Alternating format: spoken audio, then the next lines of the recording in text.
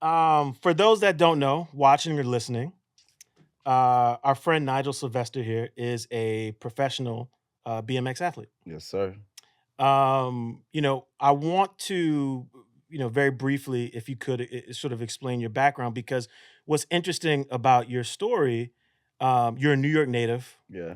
grew up in Queens. hmm New York City is not a place that is conducive to a young black man becoming a pro BMX athlete in terms of environment, Right. whether you're talking about terrain Yeah. or exposure. So Yeah. I'm curious, what influenced you to pursue this passion, and how did you arrive there?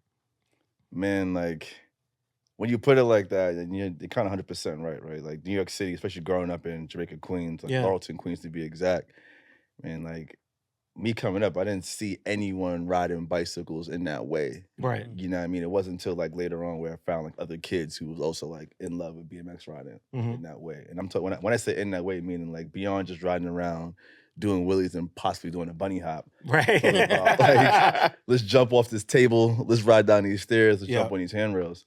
But as a kid growing up in Laurelton, man, like I just fell in love with bicycle riding, man. And like I got photos as a kid in my grandmother's driveway where I'm on my bicycle and I'm just like happy, like big smile on my face. Wow. And I always say like the bicycle chose me at that point in time, and I just fell in love with it. And as I dove more and more into the culture of BMX, at that time it was really just going to like the store, like the bodega, and buying a BMX Plus magazine. Yeah. Like that was my like kind of portal into the world of BMX where I can see what's going on around the world. I can see what's going on domestically.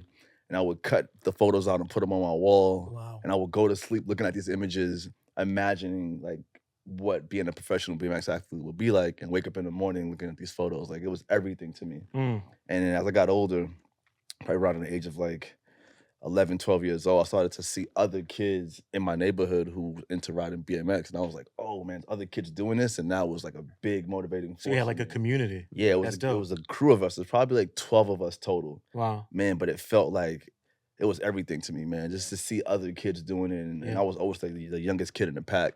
So I'm like looking up to these guys. And it was a great way for me to learn about the BMX community, right? Because those guys were able to like leave the hood and come back and tell me certain things. I was too young. My mom wouldn't let me leave the hood yet. You know what I mean? Wasn't until later where I had to beg her for like years, like, can I please go to the skate park with these guys? Because growing up in Laurelton, there was no skate parks there. Yeah. Right. You know what I mean? Which is why the kids that, for myself and the kids from my neighborhood, we chose to ride street, which is the most accessible kind of discipline in BMX, because you don't need a big skate park. You can go outside and do it in front of your house, right? You can go to the park and grind the bench or find the rail or jump down the staircase, wherever you find that at.